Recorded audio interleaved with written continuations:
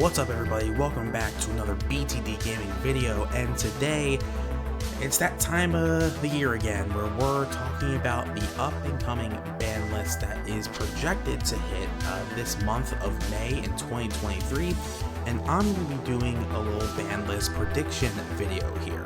Now, it's worth saying that this list isn't a wish list. This isn't stuff I want or don't want to get banned, or limited or unlimited or whatever. This is a prediction. This is what I think could logically happen based on what Konami has done in the past and how I think it would affect or not affect the overall metagame in general. So just keep that in mind that this isn't really a wish list. This is just kind of what I think Konami will do. So first things first, the bans. And if you can see, there's not that many bans that I think will actually happen here. Like, I don't think this is going to be some big slaughter list. I think we're just going to ban 3 cards, and the first one we have here is Gimmick Puppet Nightmare. And same thing with Nightmare Corruptor Ibley. When these cards hit the field, the game just becomes very unfun. I think Konami might be wanting to move away from this style of play in their decks. So I think logically it makes sense that these cards will get banned, but I do think these are going to be the only main deck monsters that will get banned on this list. In fact, main deck anything that will get hit on this list. Again, Gimmick Puppet Nightmare and Ibley are just very unfun cards, and I just don't think Konami wants these cards seeing play. That just completely locks the game down in their game, i.e. the last ban list when they got rid of cards like Barrier Statue and Artifact Scythe. And our extra deck ban is Mind Hacker. I think most people expect this one to get banned. I'd be kind of surprised if it didn't, but again, this is just one of those cards that's prime for the hit here. And yeah, I think those are the only 3 bans. I think Konami is actually pretty okay with where the format is at right now. There's multiple decks that are topping. It's not like a tier 0 format where there was just one dominating. Yes, Kashtira is the best deck of the format, but it's not like it's completely dominating the entire meta in full. At least not like Tier Element was last format. So I do think these are the only 3 bans that we're going to see on this list. Now this is where things get a little more interesting, the limited list. So like I said, I don't think Konami is planning on killing any of the top decks in the format, but I do think they're going to sort of limit their power a bit and stop their being as consistent, hit their consistency. Starting with Kashtira, I think Kashtira Birth is a good card to limit. With its normal summon effects and special summon effects even. Again, just to knock down the consistency of this deck, which like I just said, Kashtira is very obviously the best deck of the format, so I think Birth is a good limit.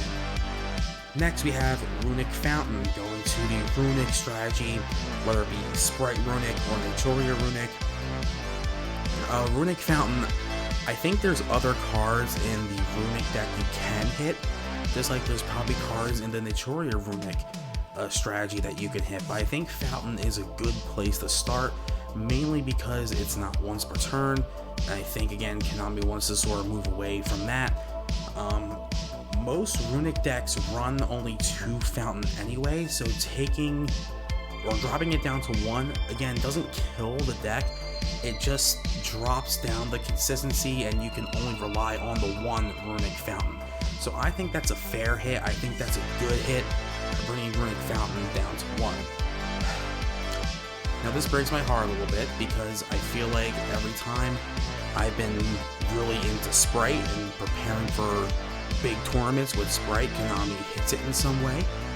But I do think they're going to hit Sprite a little bit. Now some people think that they're going to go full OCG and just limit everything and completely kill the deck. I don't think so. I think Sprite Blue is the right Sprite cards a hit. I don't think they're going to limit Starter yet. I don't think they're going to limit Jet yet. Maybe they will in the future, but I think right now they're going to be very content with just hitting blue. Again, it hits the consistency, but I don't think bringing blue to 1 kills the deck by any fashion. I still think the deck will be able to operate pretty well with blue down to 1. We'll see what the future holds with Sprite.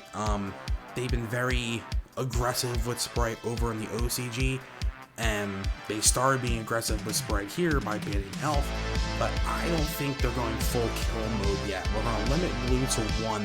I think they're going to see how that goes. Next we have Skill Drain. There's a bunch of floodgates that you could have put here, but it seems like the card that always gets the focus is Skill Drain. Because it can be played in really any trap deck, because it can affect anything really if it's a monster. Like, I know some of the other floodgates have more specific uses against specific strategies, but Skill Drain can affect really any deck in some way. I think they're going to bring Skill Drain back down to 1. Now, a bit of a surprise here, Pot of Prosperity. And here's my logic. 1. When you think of the other pot cards, you think of drawing 2, right? Like Pot of Extravagance or Pot of Desires. And that usually comes at the cost of banishing, and you just draw what's ever left at the top 2 cards of your deck. The difference between those cards and Prosperity is Prosperity digs for cards, and you can go 6 cards deep into your already most likely consistent deck. And having 3 Pot of Prosperity just makes those decks even more consistent. So bringing this down to 1, I think, can lower the consistency of really any deck that uses it. I still think it will see play at 1, but I think we're essentially, because think about it, if you're running 3 Pot of Prosperity, right, it essentially has like the Upstart Goblin thing where it's decreasing the amount of cards in your deck essentially, and Upstart Goblin just draws a card. Prosperity, you're choosing the card, going maximum 6 deep, which is insane. So I think this is going to be a surprise hit, but I do think Prosperity is going to go down to 1. Now, down here we have banned cards that I believe will be brought back up to 1. The first one here is Thunder Dragon Colossus. Now, for a little bit now, people have been saying that Colossus can probably come back. Others say it can't come back. I personally think it can. And I think now is the right time for it to come back. Because in the last couple sets, Konami has really been kind of pushing these new Chaos cards. I mean, look at the Chaos Angel coming out in the new core set. And Thunder Dragons tend to synergize very well with Chaos, so maybe this is some kind of way to get people to play Thunder Dragon Chaos in some way. I've seen people do it, I've seen lists, and Thunder Dragon Colossus is, could be a good addition to that. I don't think this will break the game. I don't think this will be a meta-defining card. I think Colossus is good to come back to 1. Same thing with Orcus Harp Horror. I think this is just one of those cards that could have come back a little bit ago. The card is obviously good, but I just don't know if it's good enough to break into the top tier of this format. Maybe depending on what's released in the future, maybe this can sneak its way back in. But I think right now, Harp Horror is good to come back, and I think Konami is going to do it this time. Next one, moving on with Konami's tradition, seems like every ban list now bringing back a pendulum card of some kind, because Electromite isn't around, and they've been doing this more and more. Perform Mage plus Fire, I think, is the next pendulum card to come back. Next we have Blaster, Dragon Ruler of Infernos, and this is going to be a very timely card to bring back to 1, because this will go really well with the new volcanic support that I'm sure they're really going to try to push. So I think they're going to bring Blaster to 1. Again, I don't think this is going to crack the meta all that much at all, so I think this card is okay. Here we go. The next one will be controversial. And I'm not the only one who thinks this. There's been a lot of other people who've kind of thought the same way. Delinquent Duo. So, when Yu-Gi-Oh! Players see Delinquent Duo, they think about one of the greatest cards, most broken cards ever made. They put it in the same conversation as Pot of Greed, Graceful Charity, Confiscation, all that stuff from back in like Spell Ruler, early Yu-Gi-Oh! And Go format and things like that. And yes, this card was crazy in older formats, and it probably would have been crazy a handful of years ago too. But here's the thing about Delinquent Duo. When you really think about it, is your opponent losing two cards, one random card and one card they choose, that much of a setback? Think about how many cards and how many strategies benefit from cards being in the graveyard. You could be doing your opponent a favor. In fact, there's a card that's legal right now, Opponent of the Red Lotus, that I would argue is even better than Delinquent Duo, because you're also getting hand information and you're banishing a card. You know, Delinquent Duo, your opponent can just choose a card from their hand that benefits from being in the graveyard, and then what did you actually accomplish? Sure, there might be some decks Delinquent Duo is really good against that can really stop your opponent, but I think those decks are actually too few and far between. We saw this last time when they unbanned Graceful Charity. When they unbanned, or not Graceful Charity, Change of Heart. When they unbanned Change of Heart, the initial reaction was, how can they bring one of the most broken Yu-Gi-Oh cards of all time back into the game like this? And Change of Heart has seen what? Some competitive play, usually in the side deck. I think Delinquent Duo will be a similar situation where at first people will be like, how in the world did they bring this card back? But then as the game progresses, as the format progresses, Delinquent Duo might be in the side deck for going second. And even then, how much does this card actually give you an advantage against top decks? So I think Delinquent Duo is a-okay to come back. Next we have the semi-limited list. In terms of new cards going from 3 to 2, I think the only one that will is Kashtira Unicorn. Again, just a bit of a consistency hit the Kashtira. It won't kill the deck or anything. Cards that can come back from 1 to 2, I think it's finally time to see Dark Gruffer and Armageddon Knight come back. I think they've been that one for a long time now, and I just don't think they'll make that much of an impact. The game, I feel like, has really surpassed what these cards can do.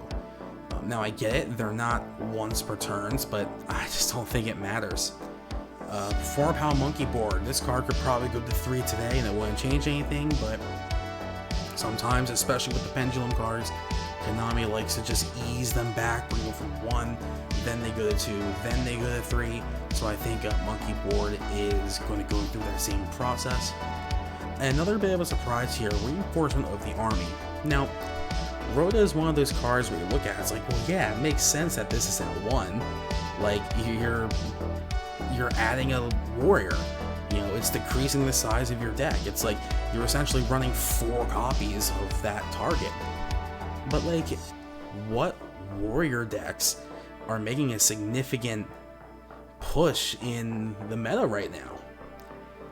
Like, I guess hero players will be happy to get this back, but like, I don't think this going back to 2 does anything at all, actually. I think reinforcement of the army is perfectly fine to come back. And finally, we're going to the Unlimit. This is pretty standard stuff, nothing too groundbreaking here. Ancient Fairy Dragon can come back to 3 with its new errata.